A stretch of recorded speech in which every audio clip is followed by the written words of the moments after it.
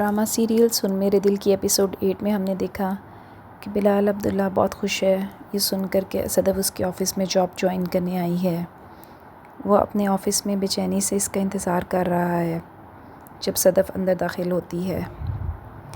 دوسری طرف عمار بھی بہت بے چین ہے اور بار بار اس آفس کو دیکھ رہا ہے جہاں صدف اندر بلال عبداللہ سے ملاقات کرنے گئی ہے۔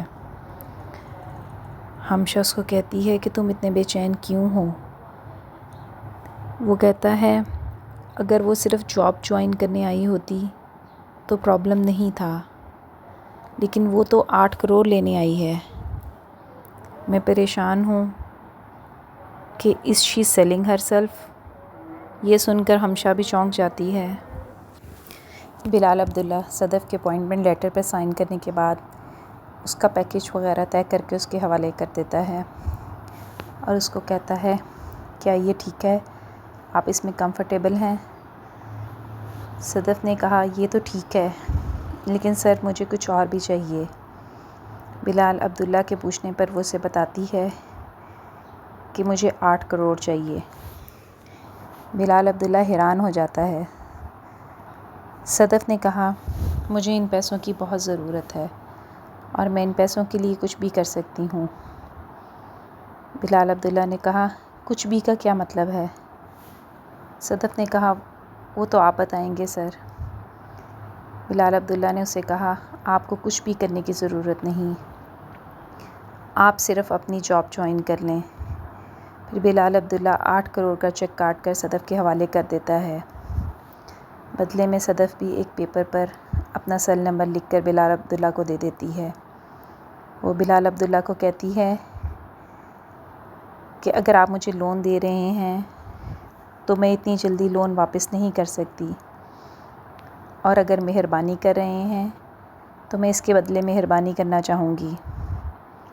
بلال عبداللہ صدف کی ان باتوں سے بہت ڈسٹرب ہوتا ہے کیونکہ وہ صدف سے سچی محبت کرنے لگا ہے اور وہ جانتا ہے کہ یہ بہت اچھی اور نیک لڑکی ہے۔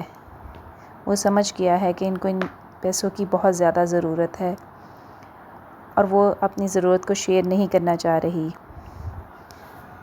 پھر وہ اس کو تسلی دینے کے لیے نامدار صاحب کا حوالہ دیتے ہوئے کہتا ہے کہ انہوں نے بھی اپنی ساری زندگی اس کمپنی کو دی ہے۔ ان کی ساری زندگی کی محنت اور ایمانداری کے لیے 8 کروڑ کی رقم کو بہت زیادہ نہیں ہے۔ صدف اس کا شکریہ ادا کرتے ہوئے واپس چلی جاتی ہے۔ عمار صدف کی گاڑی کے پاس کھڑا اس کا انتظار کر رہا ہوتا ہے۔ صدف کے پوچھنے پر اس کو بتاتا ہے کہ میں یہاں تمہارا انتظار کر رہا ہوں تمہیں یہ بتانے کے لیے کہ میں نے بھی تمہارے لیے 25-30 لاکھ کا بندوبست کر لیا ہے جو 2 دن کے اندر اندر ارینج ہو سکتے ہیں۔ صدف کہتی ہے کہ اس کی ضرورت نہیں ہے، 8 کروڑ مل گئے ہیں مجھے، میں نے کہا اور اس نے کر دیا۔ عمار پریشان ہو جاتا ہے۔ وہ کہتا ہے کہ کل کو اگر مجھے بھی پیسوں کی ضرورت ہوئی یا ہمشہ کو پیسوں کی ضرورت ہوئی تو کیا وہ ان کے لیے بھی ایسے ہی آؤٹ آف وے جا کے پیسوں کا ارینج کر دے گا؟ پھر صدف نے اس کو بتایا کہ اس کو میرے باپ کی ساری زندگی کی محنت اور ایمانداری اپنی کمپنی میں یاد ہے، اس لیے اس نے مجھے یہ پیسے دیے ہیں۔ عمار جا کے ہمشہ کو بتاتا ہے کہ صدف کو 8 کروڑ مل گئے ہیں، میں اپنی آنکھوں سے چیک دیکھ کر آیا ہوں۔ اس نے آج 2 بار مجھے میری اوقات یاد دلائی ہے کہ میں اس کے لیے ان پیسوں کا بندوبست نہیں کر سکتا۔ ہمشہ اسے تسلی دیتے ہوئے کہتی ہے کہ مجھے لگتا ہے کہ وہ کسی پرابلم میں ہے، اسے 8 کروڑ کی ضرورت کیوں ہے؟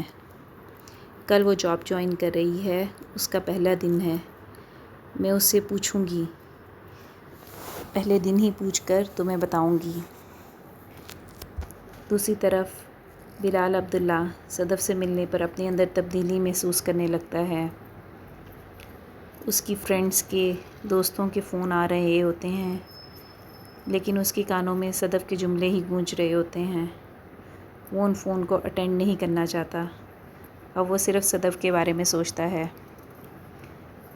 دوسری طرف صدف زاویار کی بیماری کے بارے میں اپنی ماں کو بتانے کا فیصلہ کر لیتی ہے۔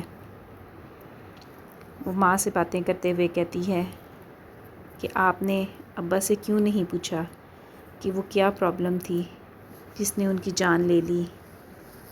اس کی ماں نے کہا، میں پوچھنا چاہتی تھی لیکن موت نے مہلت ہی نہیں دی۔ پھر اس نے آہستہ سے ماں کو زاویار کی بیماری کے بارے میں بتایا کہ یہ جو اتنا بہادر بنا ہوا نظر آتا ہے یہ بہت بڑا ایکٹر ہے، اسے تو کسی ایوارڈ کی ضرورت ہے جس نے اپنی بیماری ہم سے شیئر نہیں کی۔ اس کی ماں کے لیے یہ سننا ایک بہت بڑا شوق تھا۔